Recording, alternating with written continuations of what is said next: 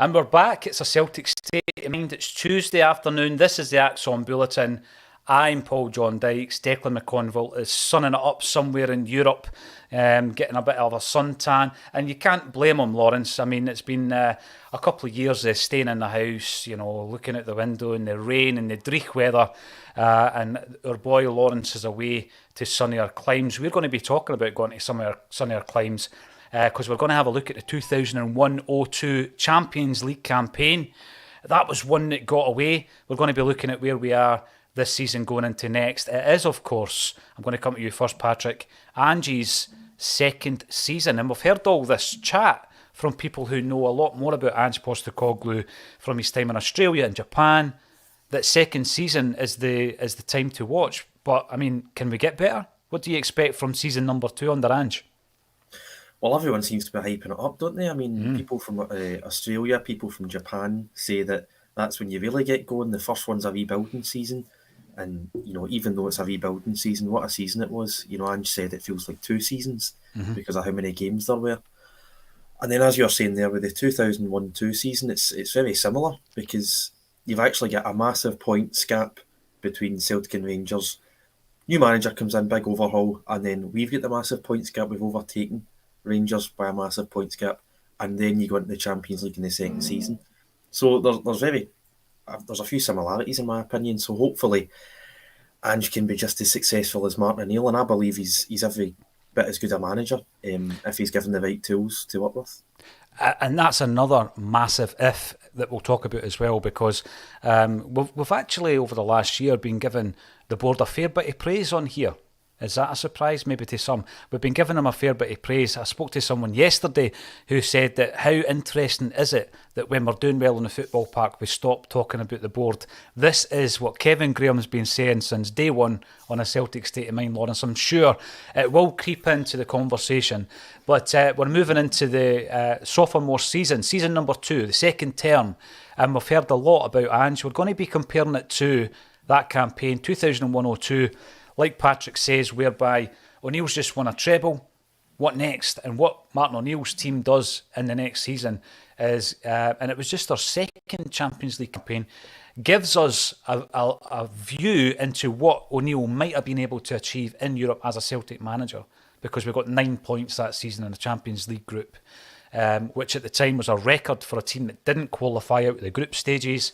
And I guess the big question would be, would you be quite happy with that next season, Lawrence? Quite won your home games, haven't you? I Yeah. think 9 points are the minimum you're going to be aiming for, isn't it? We don't know who we're going to get in the group, but yeah, we want to make it Fortress Parkhead again. I remember a few years later than that, Bayern coming and celebrating taking a point. I think they were the first team to take a point off us in ages. Yeah. Was that the night Magnus Hedman was in goals? And I'm pretty sure he was to blame for a goal. Was that night? Yeah. Yeah. So, 9 points. You've got to look to win your home games, haven't you? And build from there. And it'll depend who we get in the group.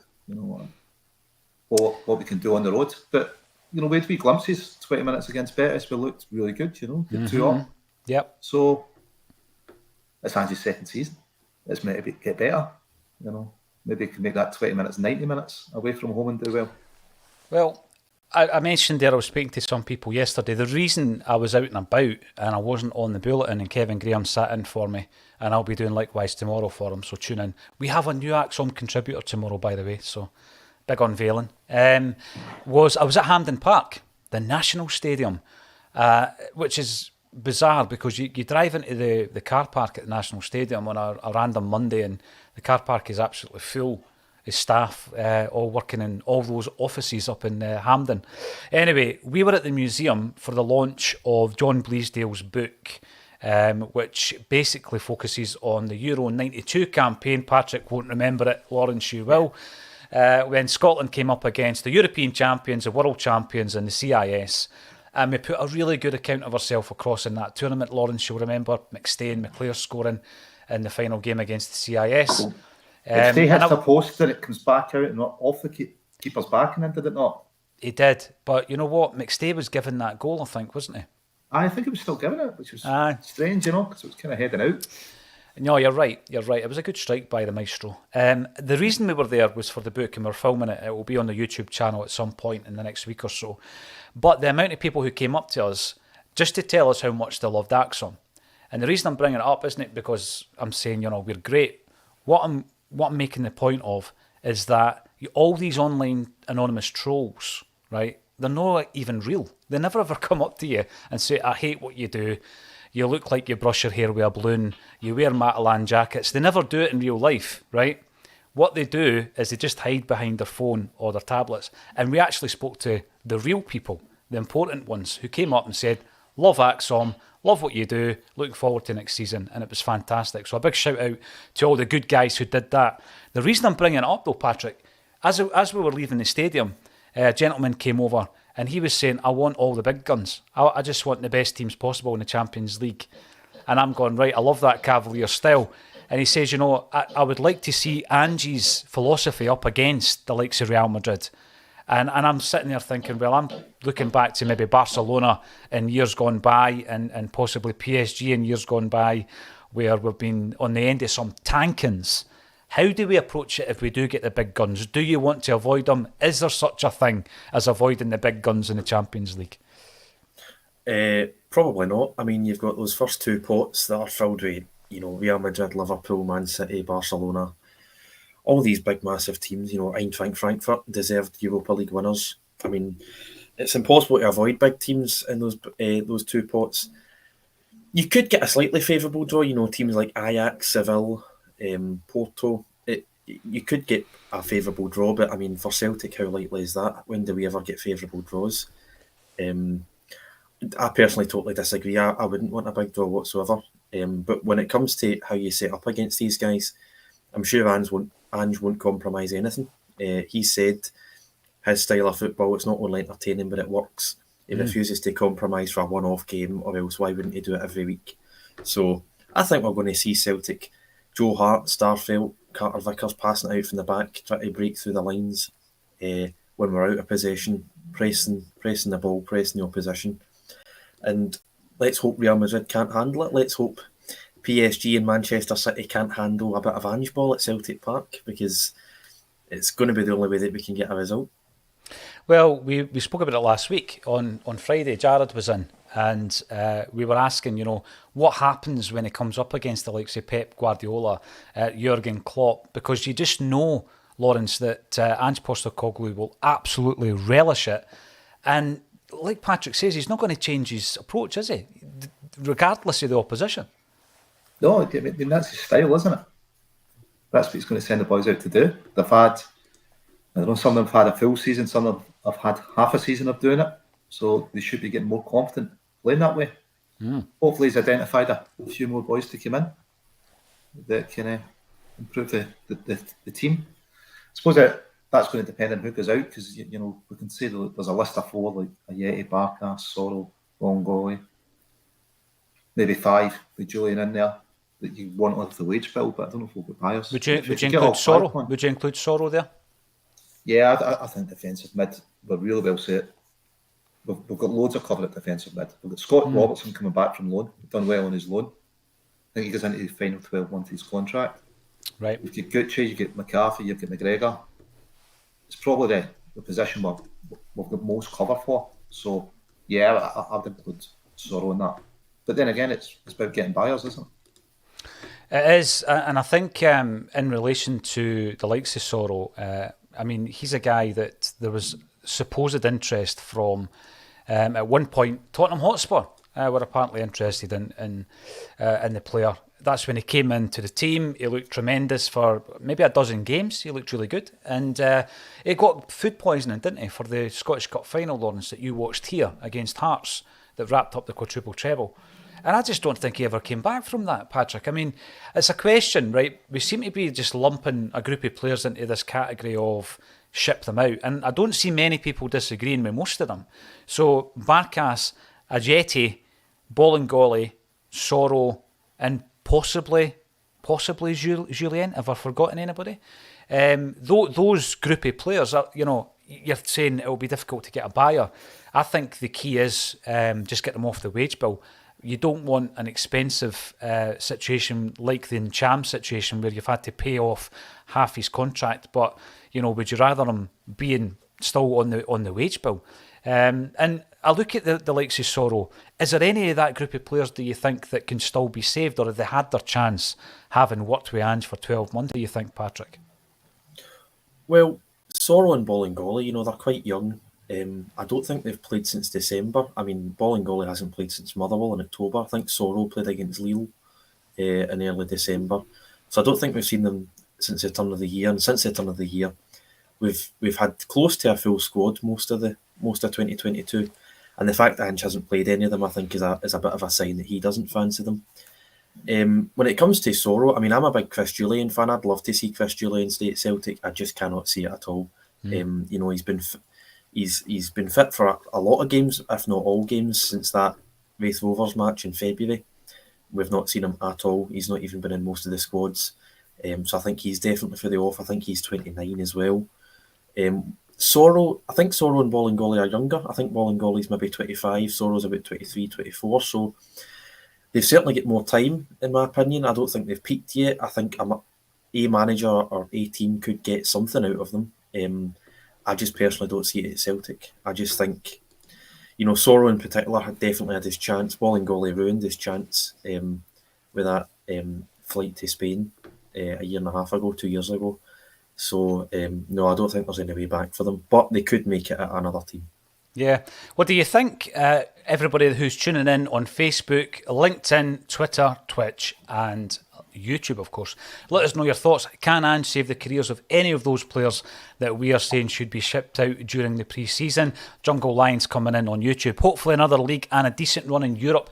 But as our Australian friend said, Ange's second season, it starts to really click. I think a big part of that is there's a period of time where the players have to get used to the intensity of the training as much as the philosophy and the style of play. And even those that came in, maybe with the exception of Gucci for other reasons, are up to that point where they can handle the intensity day in, day out, and they can play 90 minutes, like you were saying earlier, Lawrence, in the Ange style. Paddy Lavery, I love your positivity, Paddy. An absolute pleasure to welcome you back on. A domestic treble in a European final. Listen, who knows, right? I mean, we were going for the domestic treble this season until the semi-final. We were a crossbar away from getting into the final. And, a Scottish team did get into a European final. So we'll see what happens, Paddy.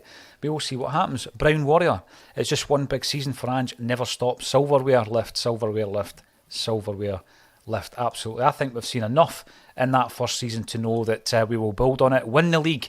3 cups a bonus. I get that totally, Kenny. In the words of Shankly, that's your bread and butter. Everything else is a bonus. Absolutely. And we've also got Anthony Patrick Aiken coming in. Guten Morgen, still getting that German vibe. What a top that is on your avatar as well, Anthony. And thank you very much, Anthony, in actual fact, for helping Lawrence out on the last day of the season with a ticket for the game, Lawrence. Yeah, thanks very much, Anthony. Great seat, brilliant game. He didn't get you banned. Celebrations. Or did you? I'm not sure. He certainly hasn't get banned. Anyway. Right, so we will be talking a wee bit more about some of these players. You've spoken about Scott Robertson. We'll start off with him. So he comes back, he's 20 years of age, and as you rightly say, he's got a year left on his contract. He's entering his last 12 months. He's went away to Crewe Alexandra, Gillingham, Doncaster, and I think when you look at it, it's so easy to do it now. You can basically just have a look at Twitter to see what the fans think of the player. And he seemed to be, warmly received by all 3 clubs, getting Man of the Match awards at all 3 clubs, playing over, almost 70 games, which I think, as a 20-year-old, Patrick, you're never going to get that unless you're an exceptional, one-off Kieran Tierney type player at Celtic. He's went away, he's got all that senior football under his belt. Does he come back and get loaned back out for his last year? Or is he one of these guys that might actually make an impact this season from the academy? I hope so. I think before we went live, we're so well covered in that sort of number 6 role. I know, in certain games, I think we all want to see McGregor go forward a wee bit more, but then you've got Gucci, you've got McCarthy, and then probably if you get rid of Sorrow, that's when you get to Robertson. When it comes to these young... We've lost your audio there, just temporarily. Are you back? I think I am. You're back. There we go. There we go. Yeah, I mean, when it comes to these young guys, I mean, 20 years old, he seems to have impressed in his loan spell. So I'm all for giving him another contract. You know, it won't be in massive wages. When you No. consider how much we lost this season to guys who didn't even play a game, you know, or barely played a game, you know, guys like Ayeti and Soro, the guys we've I know. spoken about, it'll be a fraction of that. So no opposition to offering him a new deal. Whether he gets game time or not, whether we loan him out again, I'm not too sure. I'm not sure how he's done it. Is it Crewe he's at? He's done well for that level, from what Lawrence tells me. So I don't know. Probably another loan.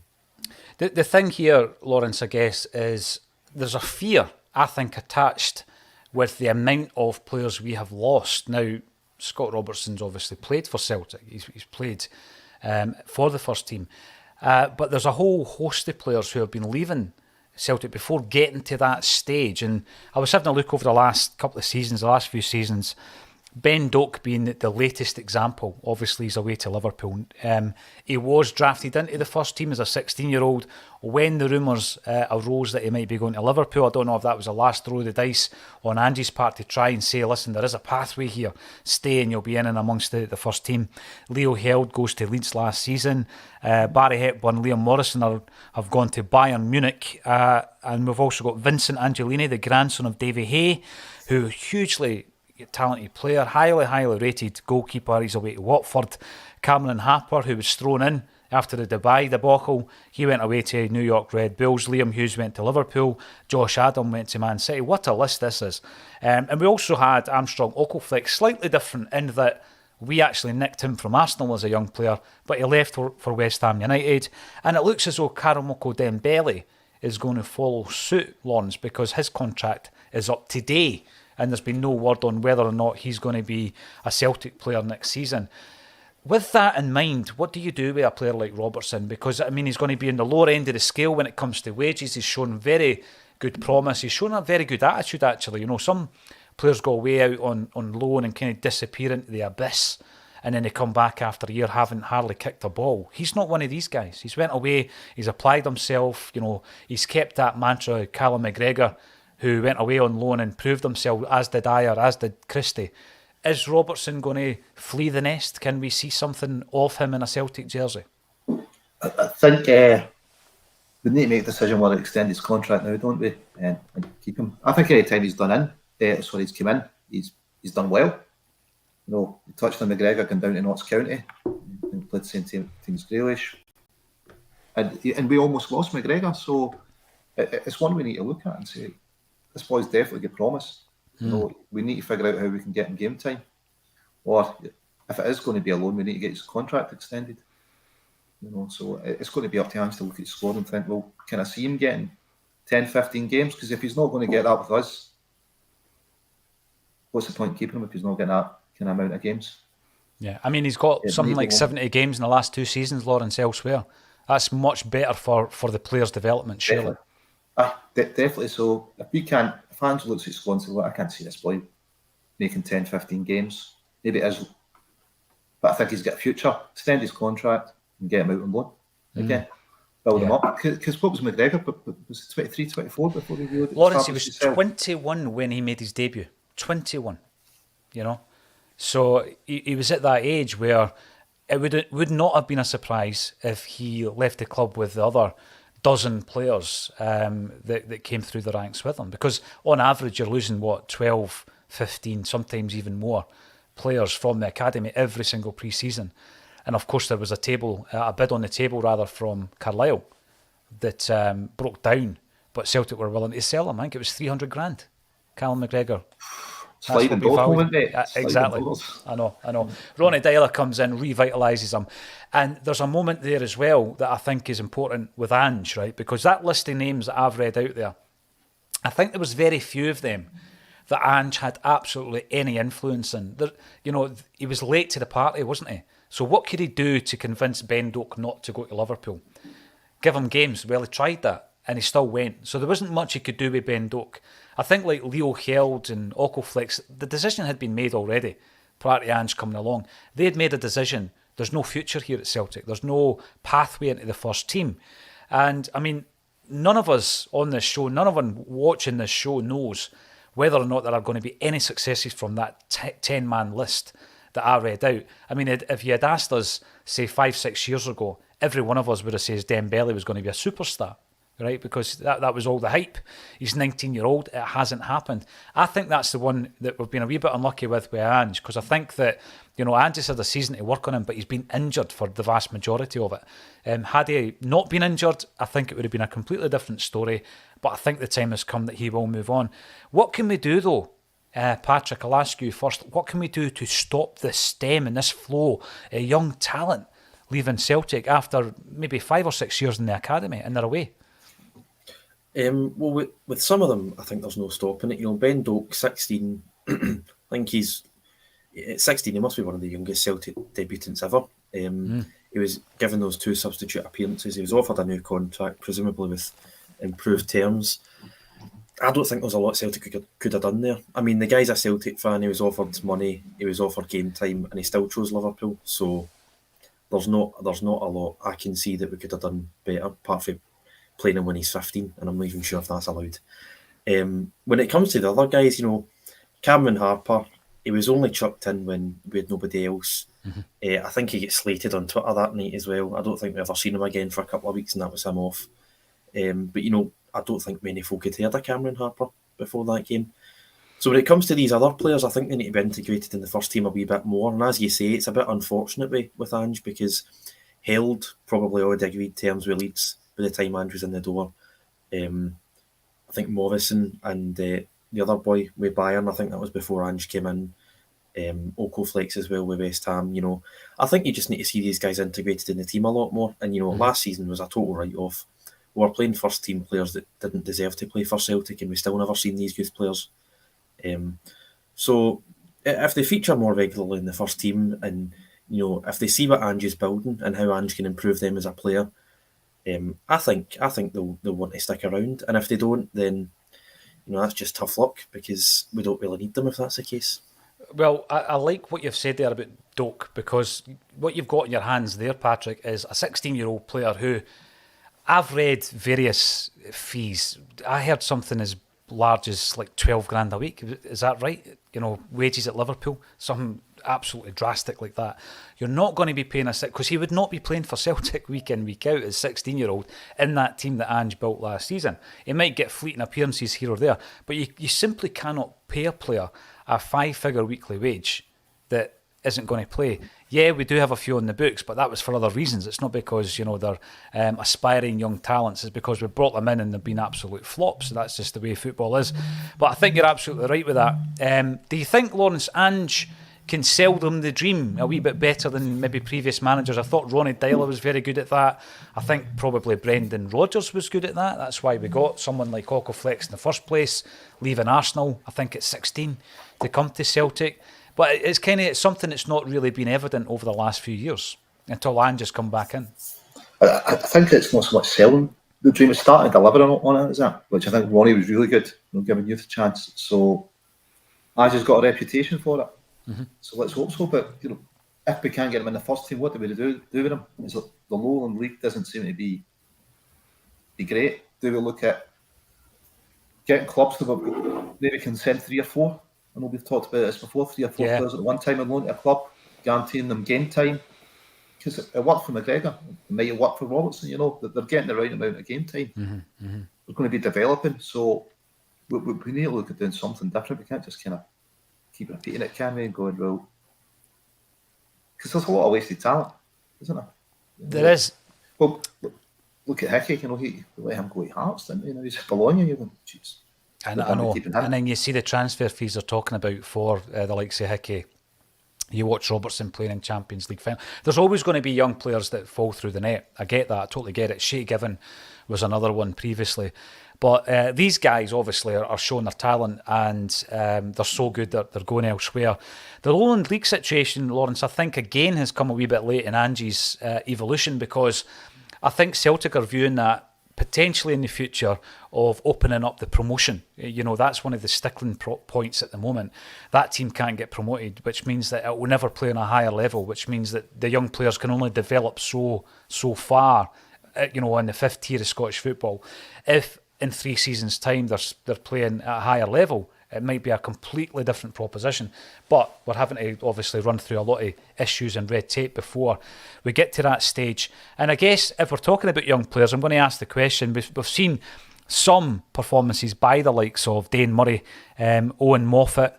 I guess, Montgomery coming back from Aberdeen, obviously need to get him fit. But there's also a few others, slightly different but still young age-wise, Urhoghide, Shaw, Scales. What does the future hold for that group of players? Will we see any of them in Ange's second season, Patrick? I think maybe Murray's a bit young, Moffat probably still a bit young, probably still playing in the B team. But what about Montgomery, who's got quite a bit of first team experience, Urhoghide, Shaw, Scales? Are these surplus to requirements? I know we were trying to get a deal done over in Belgium for Urhoghide, but the wages seem to be a problem at the moment. All right. I know they've got an option to buy. I'm pretty sure they've got an option to buy, which isn't a ringing endorsement after only 12 months at Celtic. But I think it's too early to get rid of any of the players. I think maybe another loan would suit all of them. Left back's an interesting one. If we're getting rid of Bolingoli, you have to assume. I think there was that. Is it Giazzi, who's in Scandinavia, the Iranian? I think he's Iranian. Yeah. Yep. Whether we bring him in or not, that could change the dynamic. If we don't bring in a left back, which I hope we do, you're probably having to keep one of Montgomery or Scales, if not all three of them, because Greg Taylor has to have a backup. Shaw, I quite like Shaw whenever I've seen him. He's a bit slow, but I think he's good in the ball. And then Urhoghide, tough one to call. Whether he moves on to Belgium or not. I don't think any of them will end up first team regulars, but I think it's too early to get rid of any of them. They're all quite young, can develop. They've all played well at some point. So, yeah, just see what the future holds. Yeah, I mean, Lawrence, the other player I never mentioned, actually, which is my bad, is Joey Dawson. Owen Moffat, Dane Murray, young guys that got some game time last season under difficult circumstances, it's got to be said. Then you've got Montgomery, Scales, Urhoghide, Shaw. These guys are going to be on the periphery of Ange's plans, I would guess. Is the loan option the best option for these players? It's got to be. If it gets them playing a higher standard of football, it's got to be better for some of them. But then we've still got to be able to field a team in the Lowland League. We've still got to keep numbers there.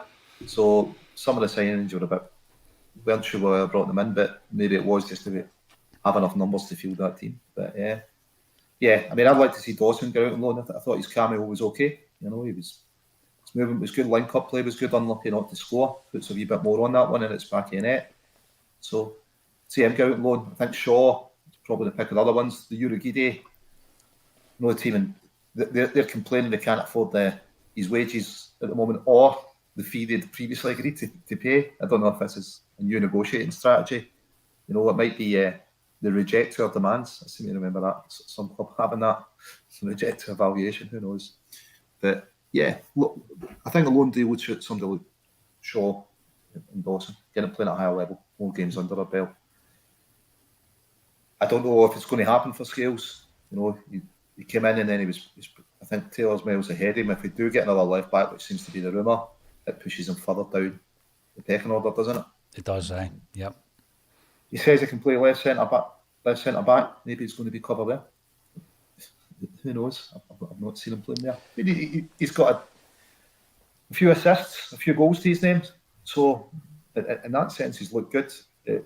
I just don't think he's anywhere near Taylor's level. And if we're bringing in another left back, it's probably improving Taylor. So, I think it's going to push Shaw down. Montgomery was okay. Patrick said he's young. I think loan for him. I think Lowland would be a waste. That's probably why he was out at Aberdeen. I think we'll look to do that again. Mm-hmm. See, the big thing, Lawrence, is you've got a player like Greg Taylor, and I know, and we could go into the back issues of a Celtic State of Mind. I know that you've always championed him, but I think over the last season, what's happened with him and all the other left backs at the club is he's completely extended that gap to such a point where he's way ahead of every other left back at the club. And what we're trying to do is buy better than Taylor. So, like you say there, these other guys like Montgomery, Bolingoli, and Scales, whoever's going to be left at the club out of the three of them, they're miles away from the first team because Greg Taylor's already miles away from them, and he's a second choice next season, potentially. But it takes us on to this other subject, And again, we're going to be talking about this when we talk about O'Neill's team going into his second season. How much are we willing to spend this pre-season? Because obviously all the talk, Patrick's been around the two loanees that haven't signed permanently yet. We know that Maisen Daeda, yeah, you know what I mean. We know that Maeda has signed permanently. We're trying to get Jota and Carter Vickers to sign. If they do, it's £6.5 million a shot. So you're £13 million before you look at a new player.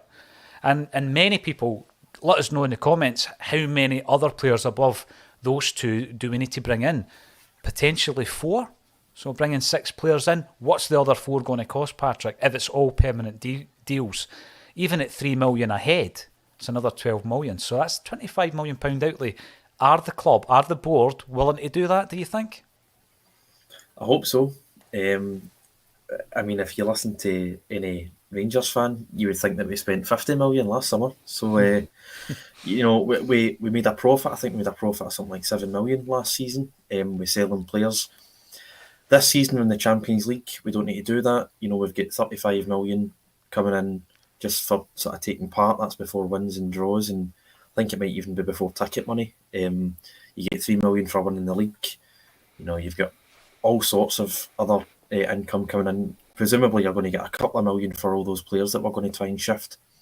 You're going to free up the wage bill as well. So I think 12 or 13 million for Jota and Carter Vickers, I think that's a brilliant bit of business. You know, it's inevitable we're going to be using a loan system for 1 or 2 players. So then you're maybe only looking at 2 or 3 permanent signings after that, maybe 3. You know, I think I've said on here before, I'd like to see us both in the back. I think we need another goalkeeper. Definitely need a left back and definitely need another centre back. So if you want to try and improve the forward line with a few loans, I wouldn't be opposed to that at all, especially with the option to buy, like we've done with, you know, those 3 that you mentioned, Jota, Carter, Vickers and Maeda. I think the board has to back Ange in the summer, because if it happens to be another Brendan Rodgers scenario where we get to the second summer transfer window, you know, I think we only got Encham, Johnny Hayes and Edward on loan that summer. Yeah. If the manager can't build what he's trying to build, he's going to become disillusioned and look elsewhere, and we can't have that again, because you end up going into a spiral and it leads to last season. So I think the board have to back him. I honestly think that they will, because the money's there and they can see the potential. You know, it's interesting that you've used Brendan Rodgers' second season as an example, because we mentioned it last week, Patrick, and I totally agree with that. I thought it was completely underwhelming. You know, I know Edouard turned out to be an excellent player and a good asset for Celtic eventually, but it was a lone player who at the time I think was 19 coming in from PSG. We had Encham, who was a young guy when he came into Celtic. Was he 20 when he signed for Celtic? From Man City for a decent amount, 4.5. Johnny Hayes, one of the better players in Scottish football. But it was quite an underwhelming, you know, transfer window. And when we're looking at Martin O'Neill's season as well, Lawrence, we will look at who came in, who went out, but it wasn't long before Martin O'Neill's demands weren't being met in terms of transfers as well. And there is this wee niggling doubt in my mind. And, you know, I think maybe the saving grace is, like Patrick says, we've started using the loan system better when you look at the 3 signings we brought in this season, Lawrence, compared to some of the loan deals we've had in the not too distant past. You know, Moritz Bauer and John Joe Kenny, Ollie Burke, you know, Masonda, Timo Weah. How much did we get out of these guys? Not a great deal. But now we brought 3 guys in that I think universally the Celtic fans want to keep, which is obviously bodes well for the future if we bring another 3 in this transfer window. How confident are you, Lawrence? Has the board learned their lesson after the capitulation of Neil Lennon's last season? I think the board will still look to balance the books. They'll go, well, what's this going to do to our wage bill? How big a squad can we have? How many people can we move out? You know, I suppose if you look at Maeda, he's probably paid by the bonus money we got from Christie. You know, if Ayer or Tierney move, we've got some extra money to spend. Let's chat about Ayer. Everton, interested? Yep. So that'd be handy to get that in. And as you said, we're kind of 13 million in the whole of CCD signs and Jota. Cameron Carter Vickers. It's so that's some of the budget spent, isn't it?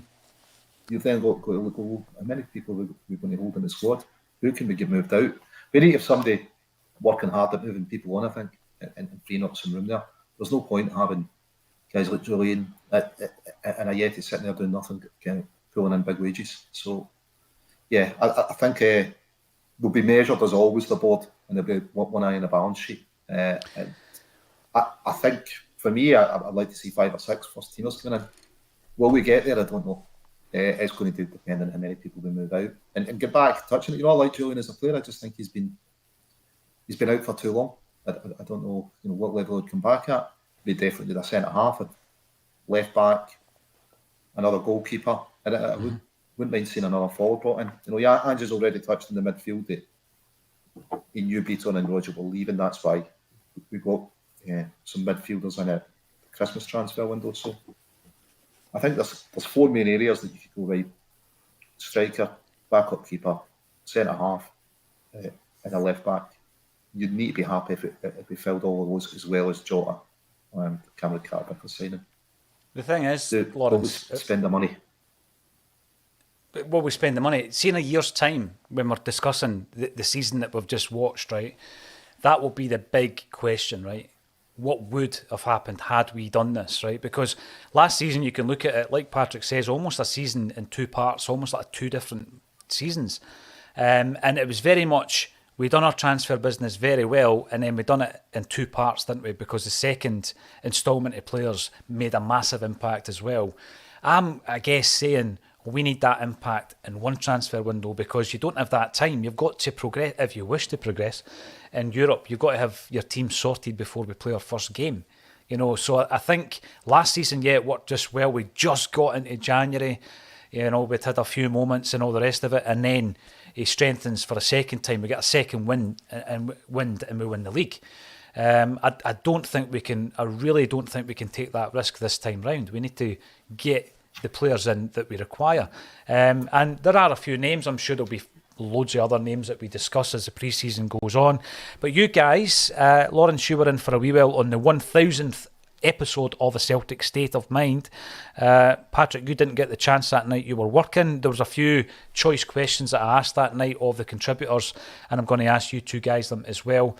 We do have over 1,000 episodes of A Celtic State of Mind on all the platforms. There was a wee issue on Thursday as we were driving up from Manchester in relation to where we stream and how it translates to YouTube. And when you try and delete it from the streaming service, you've got to make sure you don't delete the broadcast, because if you do that, it disappears from YouTube. And I did it with 90 different broadcasts. So apologies if you like to watch the archived AXOMs. They are still available on Facebook. You shouldn't do it in the car, really, should you? On the way up from Manchester. They are still available on Facebook. They're available on all the other platforms, as well as the audio platforms, because we still go out on audio and we still get a lot of people listening on the audio. But yes, I did delete about 90 episodes on YouTube. Apologies for that. They have been deleted forever unless I download them from somewhere else and put them back up. But I would rather you just watch them somewhere else, so sorry. Technology isn't always good when you're on the road. Right, most improved player under Ange Postecoglou and why? Patrick McGilp. Oh, that's a difficult question. You could make the case for Rogic. He's been revitalised. If you're talking about a player who's already at the club, you can't really include Joe Hart. But Joe Hart, where he was a year ago to where he is now, totally different player. Yeah, I think I'd have to go with one of those 2. Hart or Rogic. Interesting. Lawrence, did you get asked this when you came in? I didn't, mate. I didn't. But I would go with one of the fullbacks, either Ralston or Taylor. And I'd probably go with Taylor in. I just think he's at a higher level than Ralston. I think he's really kicked on. But and he's got engaged. We saw on Instagram he's engaged. Not that I'm on Instagram, actually. The young pops in the studio showed me the pictures. But it does remind me, sorry I butted in there, Lawrence, our very own Colin Watt is also engaged. Big hurrah to Colin. It's about time, son. Yes, she said yes, well done. And we'll hopefully see Colin on Friday this week. So Ralston, Taylor, Hart, Rogic. I guess the fact we're talking about 4 players all in the one season, it shows you the impact of Ange Postecoglou, doesn't it? Yeah. Listen, there was a time kind of season before that where Callum came out and said, look, you didn't know what we might be doing out there. And maybe, I was talking to your dad about this before, outside Celtic Park before the final game of the season. So Taylor's maybe just a player that needs a bit more instruction. And he done well with Steve Clark, and Steve Clark likes to give a lot of instruction. He's getting that from Ange. Yeah. And he's excelling. So maybe it helps. You're talking to my old man. Aye. The ginger legend. He's still got a hairdo like vintage Tommy Coyne. He's been going to Celtic Park since Tommy the Hitman Coyne, 1974. There you go. Who will be... There we go, Tony Ralston. Who will be next year's Tony Ralston? What I mean by that, Patrick, who might be on the periphery is going to make a name for himself. I guess we've spoken about a few of them already. Do you think any of them will be next season's Tony Ralston? Gucci could be one of those players. Good shout. Hopefully if Karamoko Dembele signs a contract, I can't see it, but he could be one of those players. I don't know, it's a difficult one because you don't really know players' ability, you've not really seen them. I think you have to go with Gucci really, because he's the only one that's been brought in, you haven't really seen him, and he'll hopefully get a few more minutes next season, so I'll go for Gucci.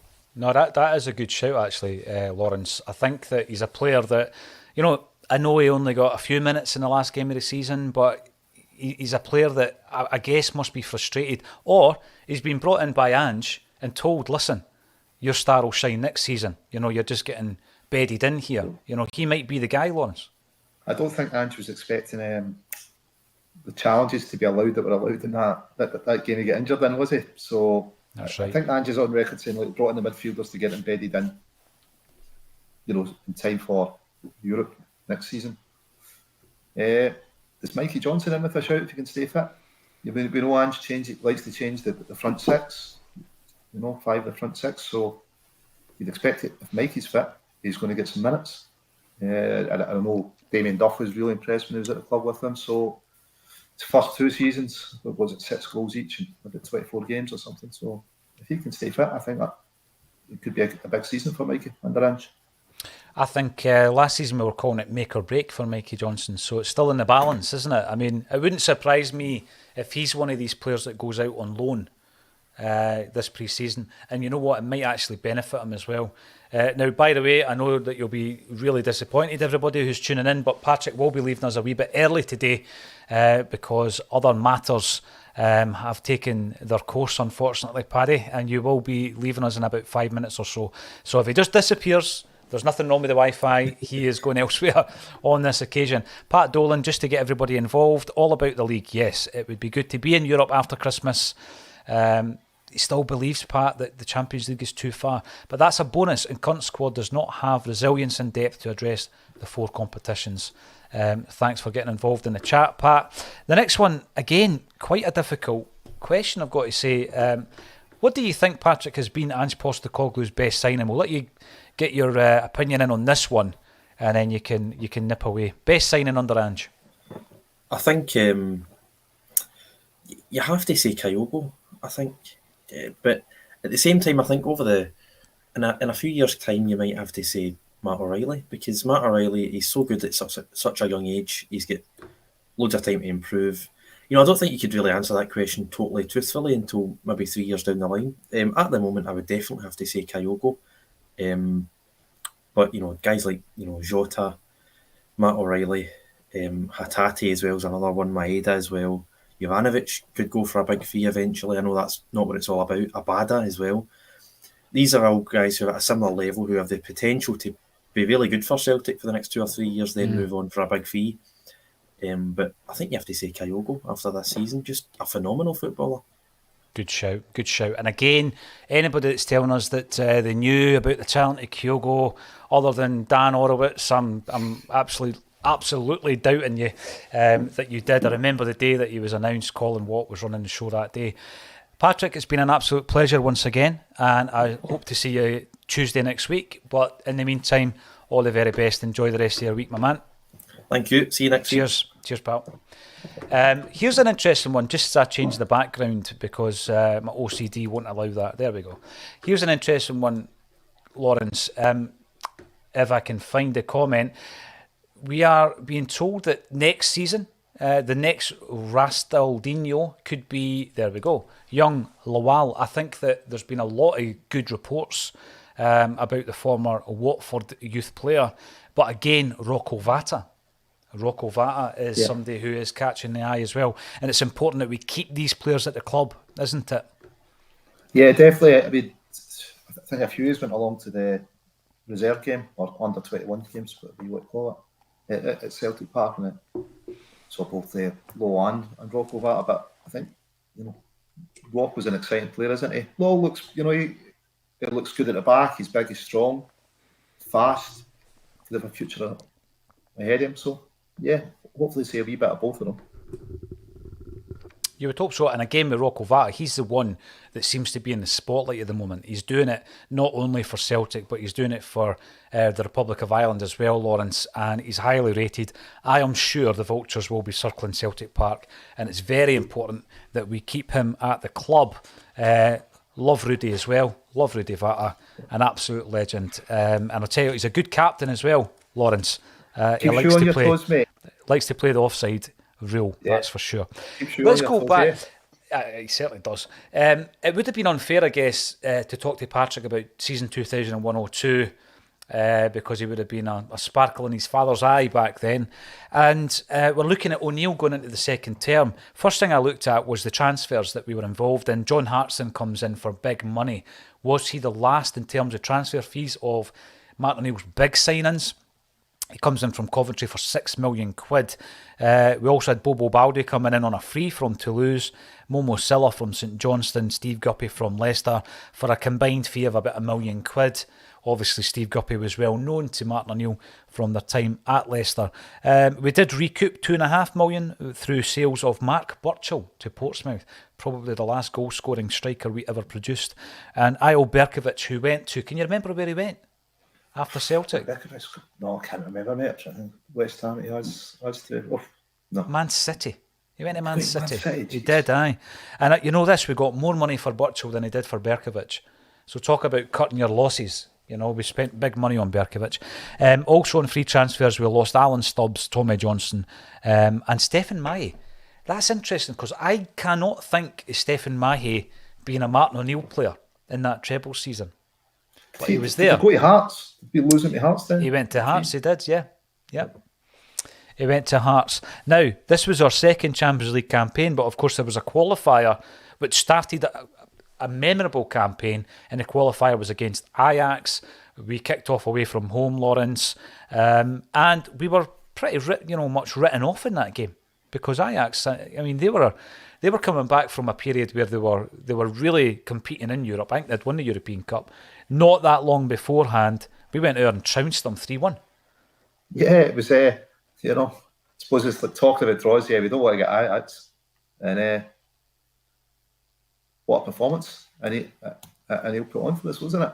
3-1. It was a cracker. It could have been more. It was absolutely a bit of respectability away. I think that was a much wanted away win in Europe, which it'd been a while. Yeah, so... Yeah, good thing. Bobby Petr was on fire, wasn't he? You took the words right out of my mouth because when you think of Bobby Petr, most people talk about the 6-2 game. He was brilliant in that game, but obviously he was outstanding in this game. And when you talk to Bobby, he is all about Feyenoord, Rotterdam, and he's not a fan of Ajax. He calls Ajax the establishment club, Lawrence, right? So to go over there, he's getting stick. And at that point, he was on the verge of a call-up to the national squad, the Netherlands squad. He goes over there, he scores a goal. He's outstanding. The goal he scored was brilliant. He's outstanding. Ajax goal scored by Shota Arveladze. Remember him? Yeah, I do indeed. I think they used to, the old club used to like to sign players that had scored against us, didn't they? Who was the other one? Jelavic. Remember Jelavic? Yeah, they signed the boy from Porto. I can't even remember the boy's name. We'll get to Porto in a moment. Patrick was talking about getting Ajax and Porto. Interestingly enough, we played both sides in our European campaign. Disappointing return leg to Celtic Park where we get beat 1-0, Lawrence, but not disappointing for Ibrahimovic, who says that Celtic Park is probably the best I have seen on the pitch. And he said that in 2013 So we left a mark on Ibrahimovic. Wouldn't you have loved to have seen him just come into, play out the last year of his football career at Celtic Park?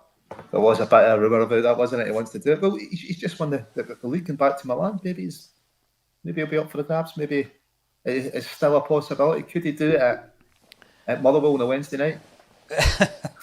You sound like Fergus McCann when we're trying to sign David Ginola. Then Savio, but from the Brazilians, remember? I also remember Rivaldo. Martin O'Neill says we'll take him on trial. Take him on trial, that's crazy. And then instead we opted for Juninho. Oh. Yeah. But again, this for me is an interesting season because of the signings that we had become accustomed to in the previous season. Alan Thompson, Chris Sutton, Neil Lennon. I mean, even Valhaeren was big money, right? And then season 2, there's a big signing in John Hartson. But those big signings dry up pretty quickly. And I think that, after the argument is always after the UEFA Cup, final appearance, at that point, do you strengthen? Well, he got another good campaign out of the squad that he already had. But then the signings, the quality of the signings, got lesser and lesser, didn't they? I mean, Fernandes was sitting on the bench in the UEFA Cup final. We drew Juventus, Rosenborg and Porto. And I always remember the Juventus game, you remember it well as well, away from home, where they beat us 3-2, 2-2, last minute of the game, goals by Thompson and Valhaeren. Thompson loved the European goal. Lugo in that game, away, I mean, when we got it back to 2-2, I think they got down to 10, they were absolutely rocking. They were all over the place. We should have went on and won that. Well, we should have. The Rosenborg game, I mean, that was our first group game, so to speak. It should have been Rosenborg, but that was cancelled because of Twin Towers. Mm-hmm. But we should have, at 2-2, it looked, if there was going to be a winner, it was going to be us. 2 questions for you, Lawrence. The first one is, had we done a post-match on Axom Live, what would you have been talking about after that game? There's only one thing you'd be talking about, the dive, isn't it? Amarus's dive. I know. And he only came on, he was only in the park 3 or 4 minutes. Yeah, we were robbed that sent night. on to dive. Absolutely. And Martin O'Neill said that. He said as much, didn't he? Oh, he was livid, wasn't he? Yeah, after the game. This is a Juve team that hosted such talents as Buffon, Davids, Trezeguet and Del Piero. Also on the bench for Juventus, Enzo Maresca, whatever happened to him. Amoruso dives, Juventus win 3-2. But we bring them back. Let's talk about the game where we bring them back. Obviously, this isn't a two-legged affair, but we play them at Celtic Park. It's the last game of the Champions League campaign, and we beat them 4-3. This is a classic, not just a Celtic classic, a Champions League classic. 2 goals from Chris Sutton. Valhaeren again scores for Celtic, and Larsson scores a penalty. But we go out that night, actually, on 9 points. We'll come back to Rosenborg and Porto. But going out on 9 points at that time, that was a record for any team going out in the Champions League groups. It shows you how close we were and how good we were at that point as well, Lawrence. Yeah, Celtic Park was a fortress, and getting out at 9 was bad. But Sutton, I remember the Norwich in Europe campaign when Sutton was playing for Norwich, and he used to score some crackers like that. I do remember it. He scored that night. That header he scored and the volley. The header, no one was getting in his way, was it? He was making that his. The volley was astonishing. What a goal. Cracking technique, wasn't it? Unreal. Del Piero scored a free kick against us. Keeper no chance. Yeah, it was just a brilliant game, wasn't it? It was. You're talking there about that European campaign. Remember they beat Bayern Munich and Jeremy Goss scores a volley against them. Yep. Absolutely superb. Porto. Now, what I find interesting about Porto is we beat them at home, right? Larsson scores, of course he does. De La Pena is playing for Porto. He had been on trial at Celtic and we said no thanks. But we get the real Porto, I think, when we play them away from home because they hammer us 3-0. And what we get that night is signs of the Porto that was developing at that time, because obviously we met them in the UEFA Cup final the following season. The season after that, they win the Champions League. They were a far better side, I guess, at this stage than they were. I don't mean in terms of they were a far better side. They were far better than Celtic this season than they were the following season, Lawrence. We actually bridged that gap massively by the time we played them in the UEFA Cup final. Yeah, but we definitely caught up a bit. Porto was just class. I think maybe European experience helped the squad from this season take it into the next season. And we got some huge results in that run to Seville, didn't it? You know, it was beating Liverpool, beating Blackburn. It was the V factor, wasn't it? It was, yeah. The V followed us throughout the entire VFB Stuttgart. The whole thing, it just followed us all the way through. But see, when you look at that progression of that Porto side, that's what we're talking about, right? So you've got a side there. Now, yeah, the Porto have won the Champions League twice in their history, but there's a massive gap between the first time and obviously 2004. But that's a team who were developing on the European stage, Lawrence, and I guess that's what we were talking about before. So Martin O'Neill's first season, I remember being at Celtic Park where Bordeaux beat us, didn't they? They put us out. But again, you know, the first season that Martin O'Neill is in charge at Celtic, you know, he's inheriting a team. Europe's maybe a bridge too far, he wins the treble. Second season, he does very, very well in the Champions League, fails to progress. And then, you know, you take it from the third season, he gets into the Champions League. So you can see the progression that O'Neill was making. But Porto as a club, we come up against them, we can beat them at home. Following season, they win the UEFA. Season after that, they win the Champions League. And I guess it's all about progressing year on year, isn't it, for Ange and Celtic? Yeah, you've got to build. I mean, I just touched on, you need to be signing players for the first team, to be walking into the team, to be making us better. There's no point in all these project signings. You know, I think a lot of these have kind of had enough. You know, another project comes in, another project. You're like, well, we've got prospects in the academy. You know, we can make them our projects. Yeah, but we definitely need to build. I mean, Mourinho, what he done with Porto was outstanding, wasn't it? Yeah, it's incredible. And then a European Cup. Yeah, it was just amazing. But the thing is, the point that's coming up here is cheated Celtic in that cup final, Johnny. I'll tell you someone who will never forget that, and that's Kevin Graham. We were doing a thing, 2018, I think it was January, there was a Star Sixes up at the Hydro, Lawrence, and we covered it for a Celtic State of Mind. And we had the old AAA passes, so we were allowed to interview anybody we wanted. We're bouncing about with our iPhones, we had no equipment, we were just basically blagging it, right? And then Victor Bayer comes in, because he's playing for the rest of the world team. And I'm saying to Kevin, should we get him? He's quite a big name. No speaking to him. No chance. No speaking to him. Cheat. Mate, mind that, call it 6-yard box and ends up rolling outside his penalty box. I know, mate. I know. By the way, I'm bringing this up, RNL. Yeah, don't disagree with you at all. And Rab Douglas himself says that, you know, if there was a player, when I asked him the question, if there was a player in the Invincible team and Brennan Rodgers' side who would get into the Seville team, and he said, yeah, the goalie. And Rab Douglas says that. Greenock. Yeah, it was. However, we'll come back to Rab because he was unbelievable against Valencia later on in this campaign. Probably his best game in a Celtic jersey. So we've spoken about Juve and Porto, right? You might have expected defeats away from home against both clubs. We were very, very unlucky against Juventus. We were cheated, and Martin O'Neill was not happy. However, I think the Ferencváros, and by the way, they weren't a bad side, Rosenborg, of course they weren't, but the Ferencváros of last season, we were thinking, beat them home and away. That tie, I guess, was Rosenborg, so we beat them at home. Alan Thompson scores again in Europe, and then we go over and Bratback scores a double. I think that was the game, Lawrence. I think that was the game that we could have got a point. That would have made all the difference. Yeah, you know, we're doing well at Celtic Park, although with Juventus still to come. You're thinking, yeah, out of those three, it's always going to be Rosenborg you'd fancy to take something off of, isn't it? You know, away from home. And it was just a point you were looking. Especially, you know, we'd already done so well against Juventus. The Del Alpi. It's Stadio Del Alpi, isn't it? The move from Comunale then. So it was, Del Alpi. So, yeah, you were looking good. Surely we take something here. Yeah. But Harold comes back to haunt us, yes. It did indeed. You know, it was maybe set up, but we knew his pace. That was the thing. We played high line. I know. We knew his pace. It was like, right, you know this guy's lightning quick. Just let's play high line. We did interview him for a Celtic State of Mind, Lawrence. I don't know if you remember that. We interviewed him in the first lockdown. Yep. So if you didn't watch that episode, get yourself onto the YouTube channel because that's one I didn't delete accidentally. So we finished with 9 points, but we still go out. And at the time, as I said before, record points tally for a team that didn't qualify. It would drop into the UEFA Cup. It would come up against Valencia.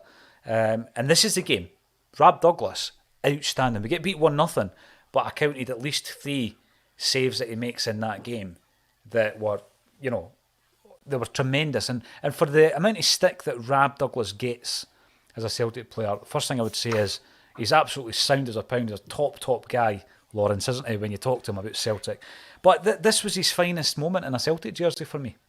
Yeah, it was brilliant. Listen, he's very honest, very helpful as well. I remember setting up the penalty spot when Nicky Hood was putting on a charity event. Big lad comes out to the cars like, "Can I give you a hand with the boxes, boys?" And then with the auction, he starts walking around the tables with auction items to try and get the bids up. Yeah, good guy. Very good guy. We beat them 1-0 at home. Henrik Larsson scores a goal, and we lose 5-4 on penalties. I'm going to ask you, who missed the 3 penalties for Celtic that night? Oh, I don't know, mate. Did Tomo miss one? No. Larsson? Yes. Oh, who else missed? Guppy? He did not. Oh. I don't know, mate. I don't know. Stan and Valharan. We always remember the guy who misses the final one that knocks you out. But yeah, Valharan, having scored 2 goals in the earlier round, the earlier game against Juventus, home and away, he misses a penalty in that game. It was a sickener, got to be said.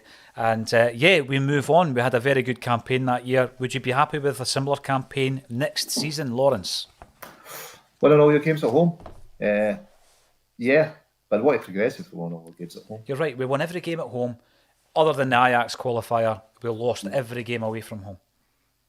It would be, if we win all our games at home, it starts to put a bit of fear into teams coming to Celtic Park again, doesn't it? One final question for you, Lawrence Connolly. Which of Ange's team would get into the Seville team, if any? I'm going to go with Big Rab and say the goalie. I'd say Joe Hart would get in. Hey, Rab will let you say that. He said it himself. It was Craig Gordon. No, totally. Huh? So there you go. I'll tell you what, it's always an absolute pleasure, Lawrence. I don't always get the chance, other than match days, to have a chat with you, but obviously with holidays, pre-season, we get all that. You can watch on the watch back. If you've enjoyed today's videos, give us a thumbs up on YouTube. It helps with the algorithm, whatever that is, Lawrence. And subscribe to us. If you're chatting, then you're subscribing. So if you're chatting, you've actually went to subscribe. There you go. Thank you for that, Willie. And yes, we will continue on a daily basis through the pre-season. We're working on loads of other videos for the YouTube channel. Subscribe to us on there. It's all free. We've got some big announcements coming up as well, Lawrence. Live events coming up. Keep a wee eye on them on our social media channels on Twitter, Facebook. Twitter. We're on Instagram. I don't use it myself, but we're on it. And someone else updates that for me, Lawrence. Because, I'm a Bebo generation social media guy. So Twitter and Facebook for me. Anything that comes after that, someone else is going to have to do it for me. But thank you all for your support. And I reiterate, the good guys always win, Lawrence, because I met a lot of good guys yesterday who comes up to your face and say, I love what you do. And that means the world. So thanks everybody for your support. And thank you to Lawrence Connolly for joining me on A Celtic State of Mind.